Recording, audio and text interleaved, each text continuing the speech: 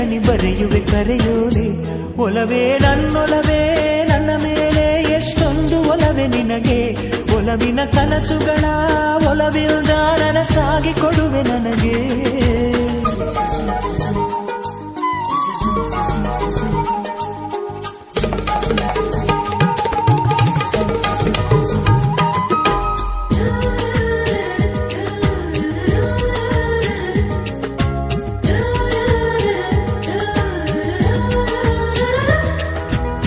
ಹಾಡಿನಂತೆ ಪಲುಕುತ್ತಿದೆ ಅವಳ ಪ್ರತಿ ಹೆಜ್ಜೆ.